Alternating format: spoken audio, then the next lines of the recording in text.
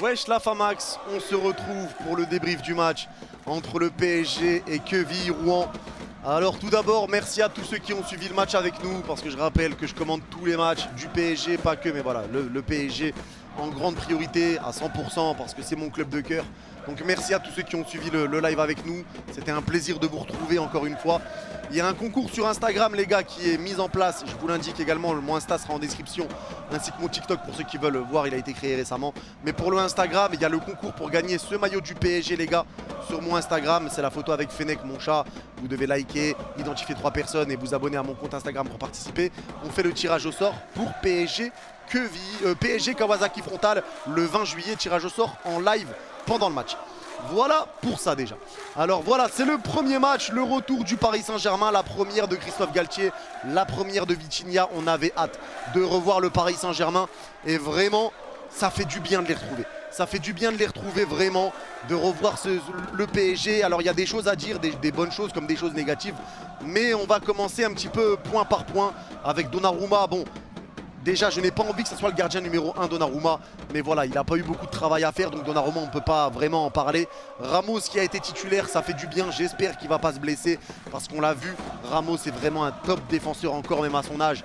Et il peut faire énormément de bien au Paris Saint-Germain. Donc j'espère vraiment qu'il ne se blessera pas. Et que la défense centrale sera Marquinhos, Ramos, Skriniar. Parce que Galtier a mis en place le 3-4-3. Et ça fait plaisir. Il a mis en place le 4-3, le 3-4-3 Christophe Galtier. Donc à voir s'il va le garder, s'il va aimer ce système. Mais pour l'instant, il l'a mis en place et on verra s'il va le garder ou pas. Marquinhos, Diallo a fait un très bon match. Diallo qu'on veut vendre.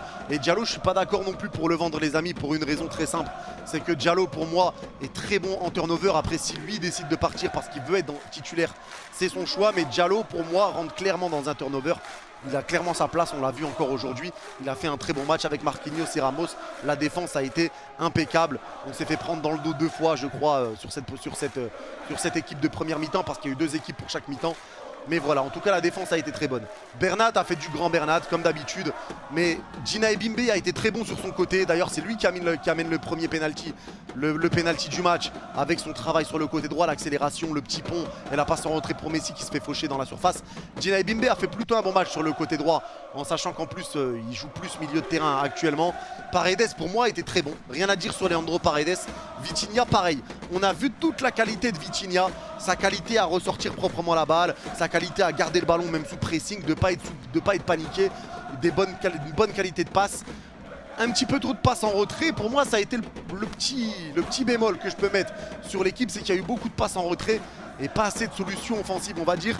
Mais ça s'explique par un Mauro Icardi complètement absent, complètement éteint, ça s'explique là-dessus assez facilement. Ensuite on a eu Kalimundo et Léo Messi. Alors pour moi les gars, Léo Messi n'a pas fait son match de l'année, Messi a fait un bon match. Mais les gars, ce que je veux dire c'est que j'ai l'impression que Messi court plus vite que la saison passée. Messi est en jambes. Messi est en jambes, Messi est prêt pour la saison, ça se voit. Ça se voit, il est bien, il est à l'aise, il est tranquille. Je sais pas, ça se voit que Messi est prêt.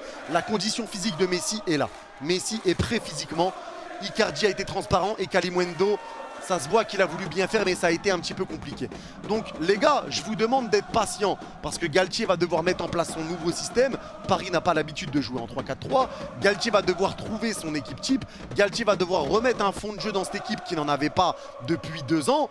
Donc les gars, Galtier a du pain sur la planche. Donc il va falloir être patient, bien attendre et laisser Galtier travailler surtout. Faire confiance au coach, faire confiance aux dirigeants, au staff.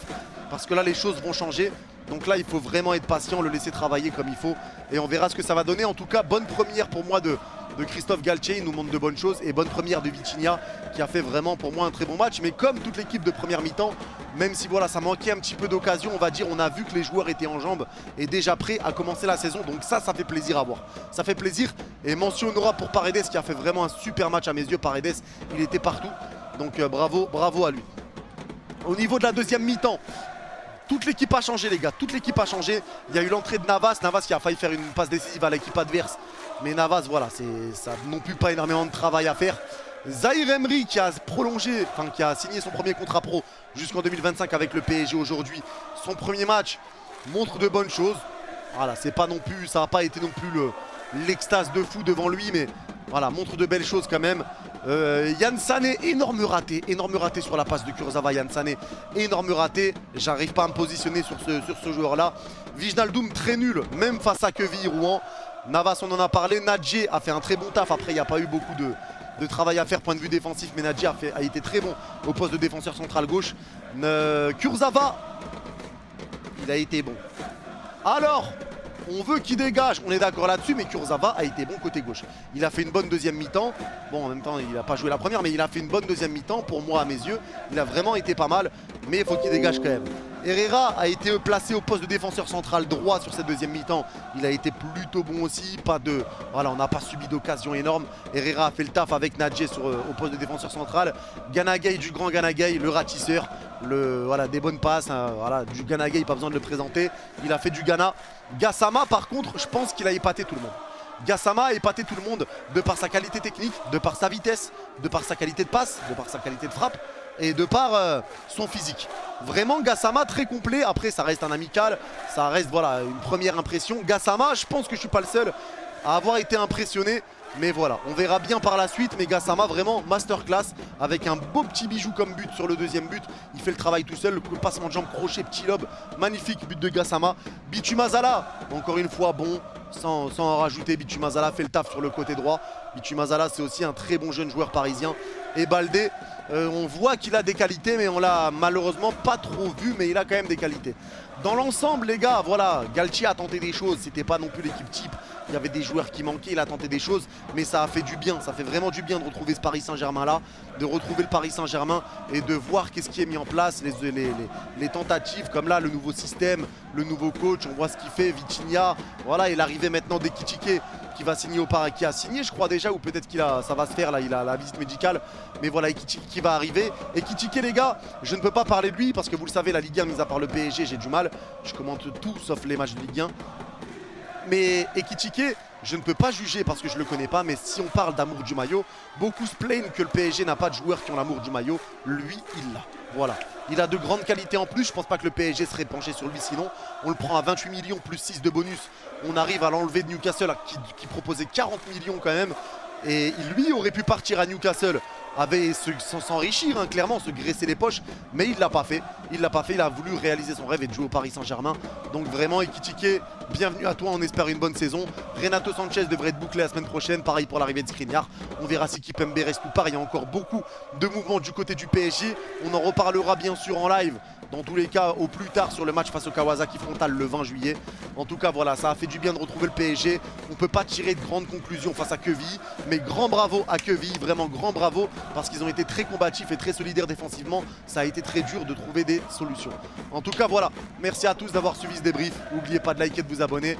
Dites-moi ce que vous en pensez vous de ce retour en commentaire. Prenez soin de vous et on se revoit demain. Logiquement, si vous voyez cette vidéo le jour même, pour Inter Milan Monaco, le live est déjà programmé. Et on se revoit pour le PSG le 20 juillet. Prenez soin de vous tout le monde. Bye bye.